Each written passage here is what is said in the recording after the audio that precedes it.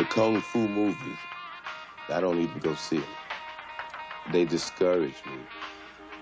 Like, I watch those films and I see a lot of masters fighting a lot of guys, and the masters knocking these guys all over the place, and these guys keep coming back like rubber balls. And I know, having been in combat situations, I know that if I hit a guy, he's not gonna bounce back like a rubber ball.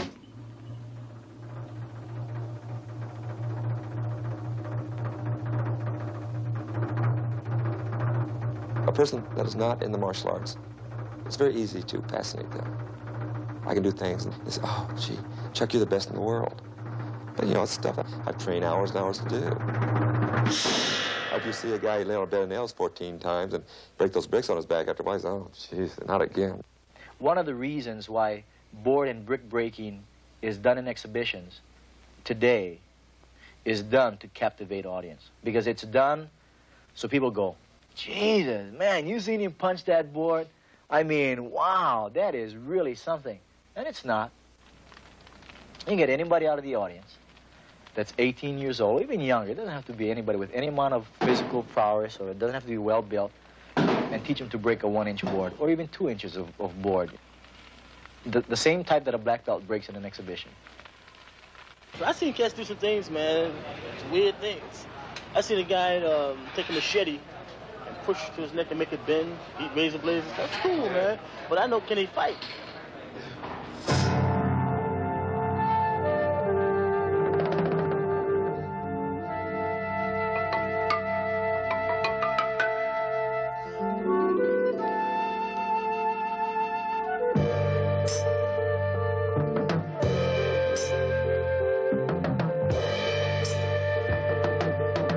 Relax your mind and free yourself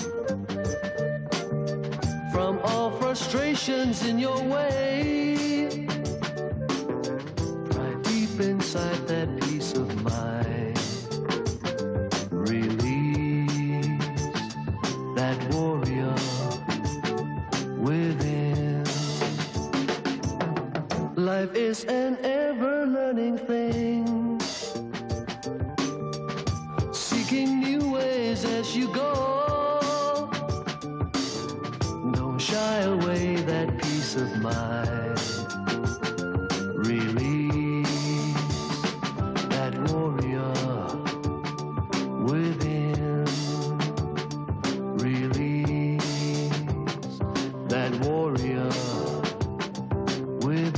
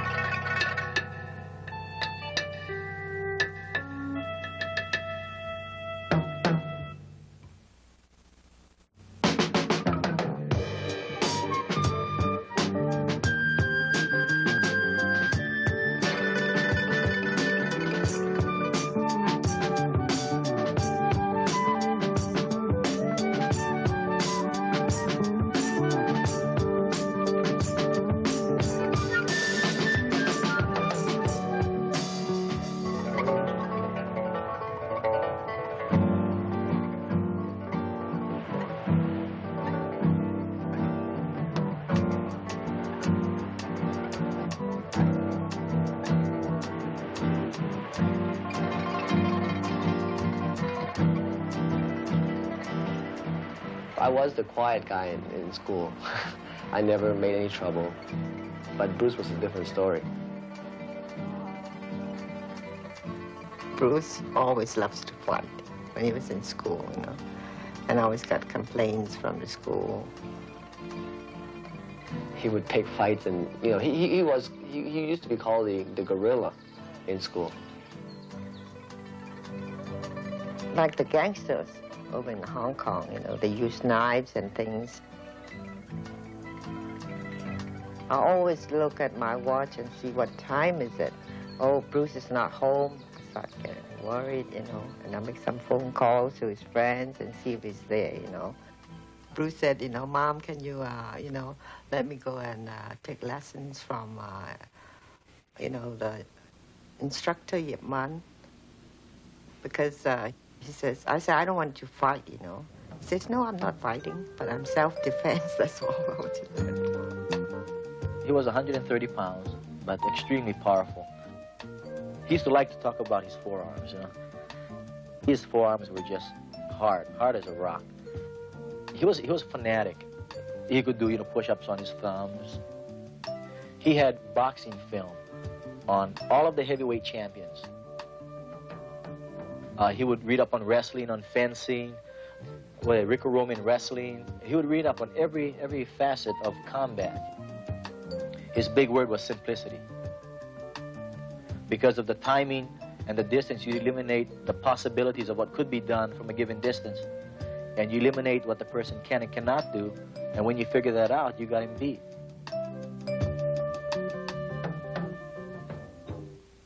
It was Bruce Lee and the Kung Fu series that exposed the martial arts to the world.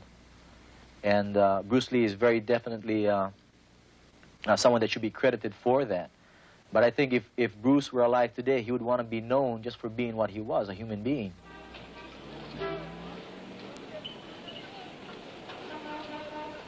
A human being. That's the part we forget about our heroes. We forget that behind all the posters and T-shirts, the fan magazines and the figurines, was a man, not the fantasy of a press agent.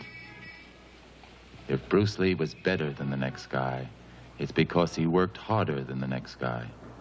Punching, kicking, running, 5 hours a day, 7 days a week. He didn't use stuntmen or trick shots because he wasn't an actor.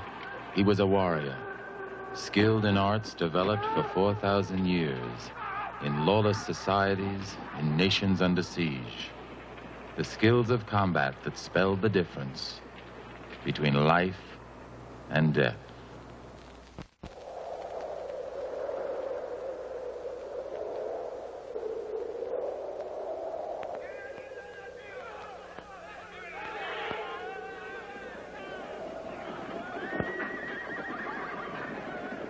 The story of the martial arts is a story of war, of danger, of survival.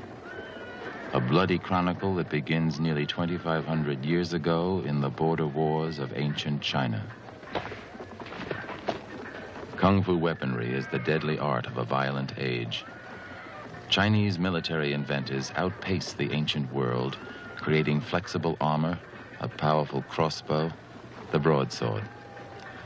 But at the heart of war was the man who practiced war, the Chinese soldier, an amazing figure, wearing 3 sets of armor, carrying a 168-pound crossbow, a spear, provisions for 3 days. A perfect animal trained to use not just one weapon, but many. He created an impenetrable circle of death around himself, defeating enemies from the front, the sides, the rear. His weapon became an extension of himself, and the greatest fighting instrument of the age was born. The martial artist.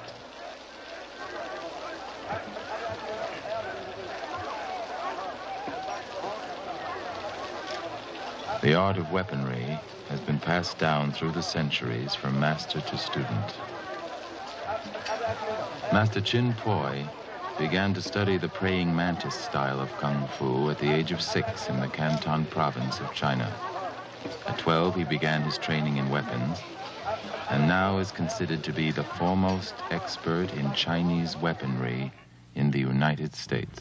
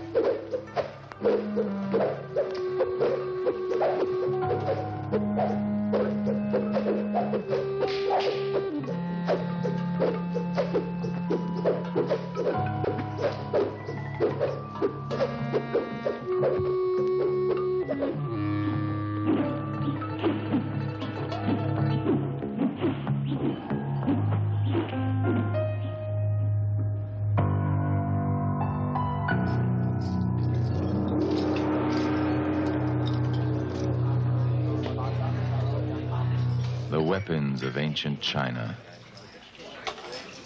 A dozen modern masters prepare for a demonstration of their deadly skills. These are the rarely seen battle tools by which real warriors lived and died. The snake spear. Its cutting action tears the flesh with the devastating resistance of a shark's tooth. And the purpose of the red hairs at the end of the point of the spear is to cause confusion to the opponents, because one of the techniques in the spear is whipping it around so fast that this will form a barrier. The trisectional staff, 3 hardwood clubs connected by chain, whose centrifugal force will kill at long and close range. The dough, the ideal weapon, whose single-edged blade is strong enough to cut through armor.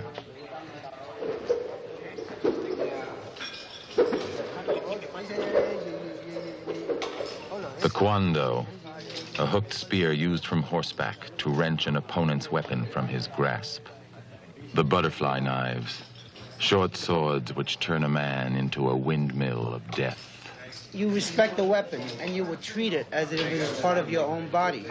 Because in the old days of China, your life depended on these weapons.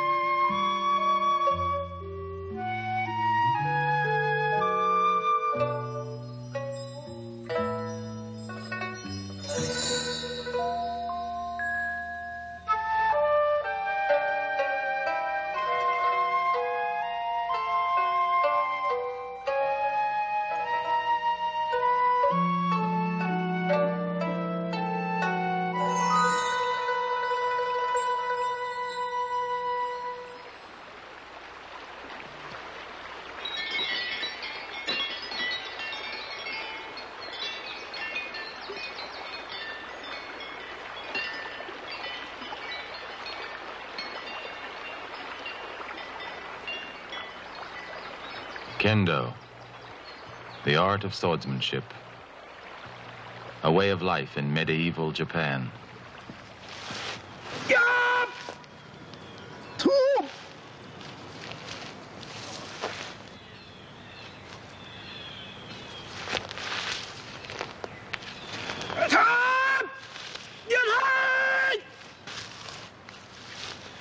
The samurai warrior and his sword.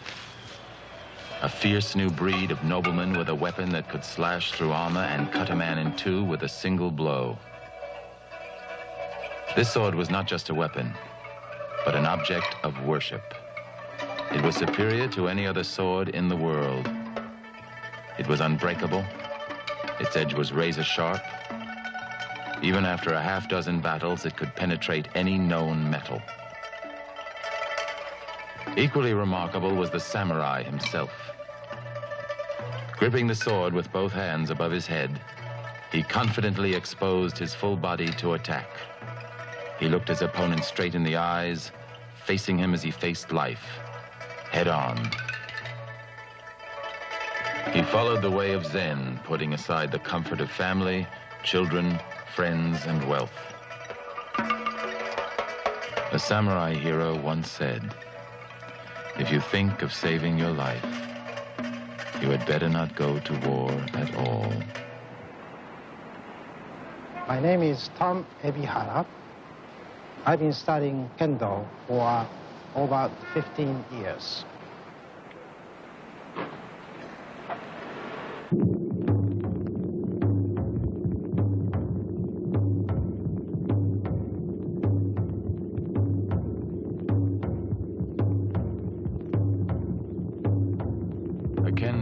Is the modern samurai.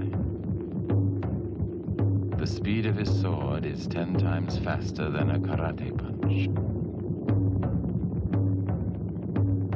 The philosophy of Kendo is based upon Zen Buddhism. Zen Buddhism is alone is the most strongest force. When practicing Kendo, you use your whole entire mind and bodies. So your entire body is quite exhausted. And in the end, we meditate for the reason to put all those senses together in one solid space. Kendo wa koro nari. Koro tadashi kereba sono ken tadashi. Koro tadashi. When you're closing eyes, you are not thinking anything, just to forget about your existence. You become blended into the nature, and sign of clapping hands, you awaken fully newborn, more understanding, more stronger. After the meditation, we say, sword is mind, mind is sword.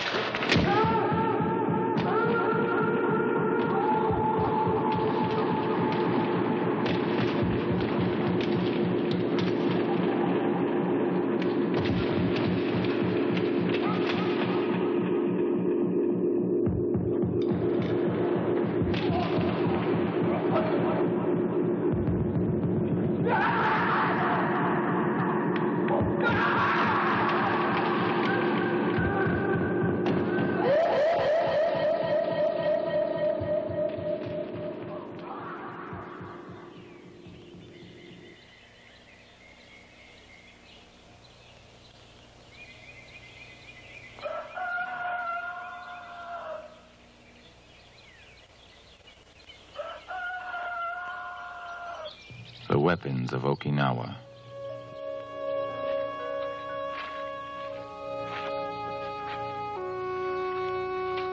When you invade a man's country, occupy his land, and terrorize his villages, you invite the most cunning and ruthless retaliation.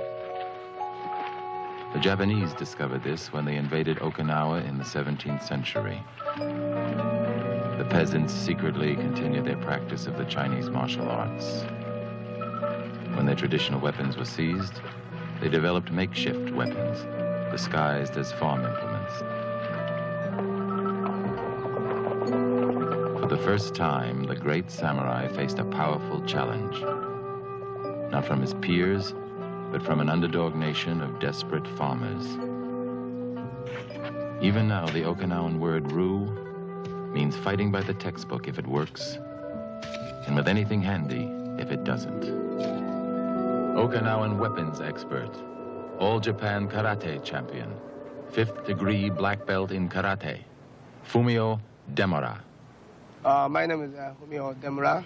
I come from Yokohama, Japan. And this is called Sai. It's usually against Seoul. And when Okinawan people, they don't have any weapons, so against the samurai Seoul.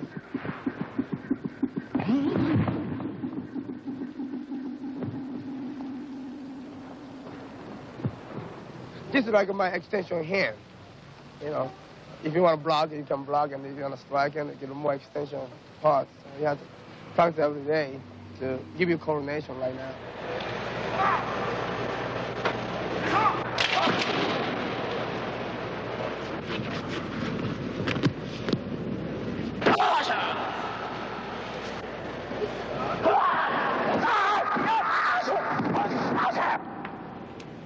The nunchaku, once used to thresh wheat, can be twirled with enough power and speed to generate 1,600 pounds of pressure at point of impact. The human skull cracks at 8.5 pounds. It's a pretty dangerous weapon.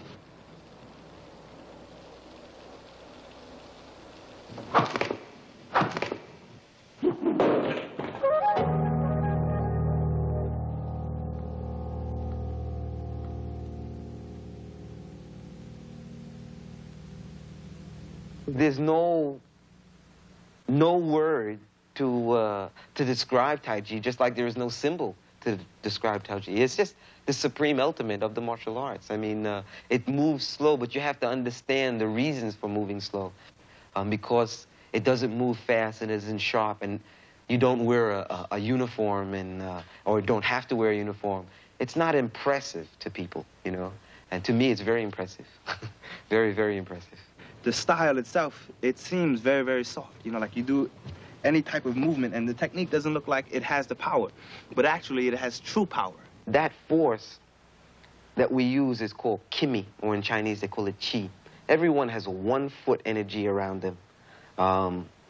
You can feel that if you come in a room, if you're with your children or with your wife or your husband, and they're happy, you feel it. You feel it. If a person's sad or they're down, depressed, you feel it. It's projected, but that's focused out, you know. What we do is we take it size of the head of a pin and focus it at a person.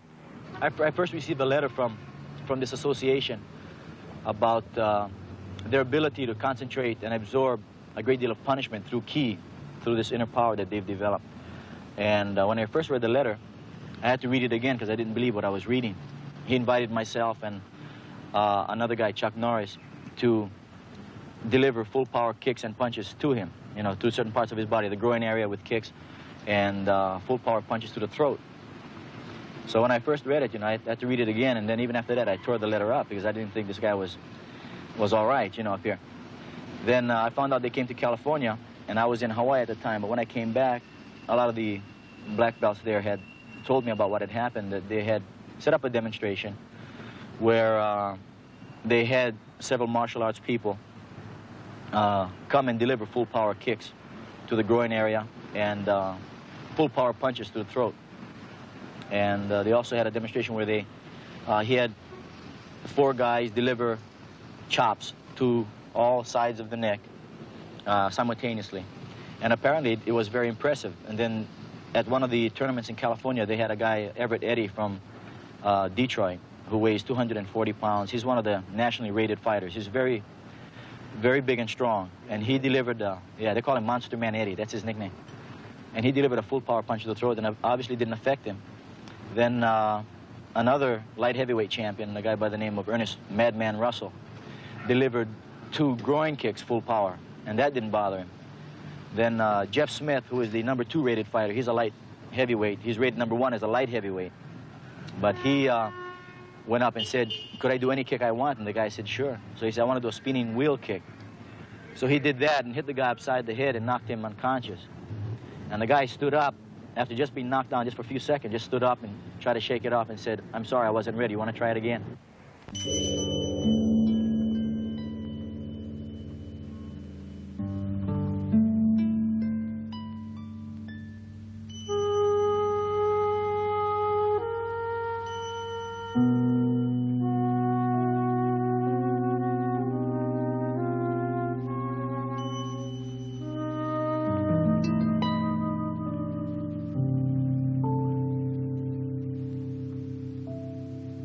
Where does the energy to give or take a deadly punch or kick come from? Most of us think of rock-hard muscles and a determined mind.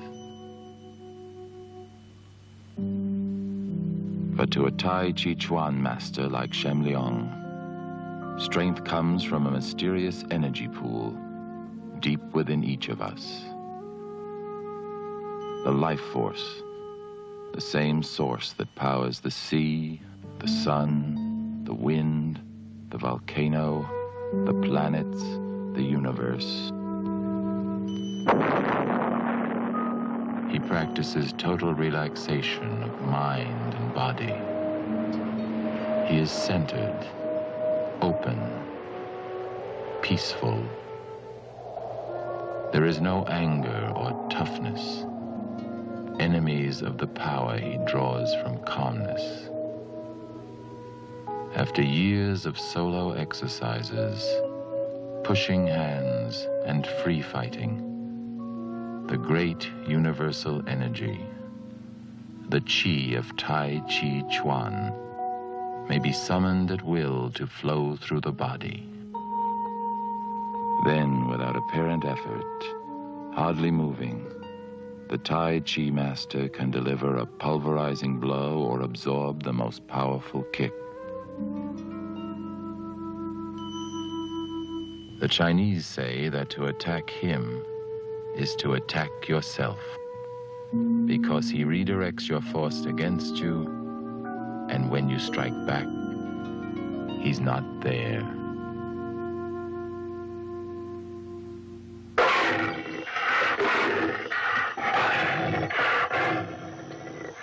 You find a tiger, and if you get into a fight with the tiger, you're not going to walk away and tell somebody else, "Hey, I fought a tiger." If the tiger fights, he sees blood, otherwise he doesn't fight. You know, he's in the mountain, and he stays up in the mountain, and he comes down only once. And when he comes down, it's to kill.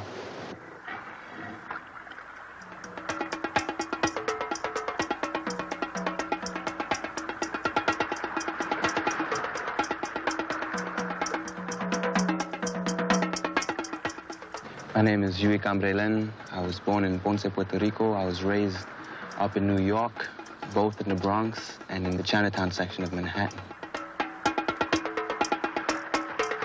I'm the chief instructor of the Fuzhou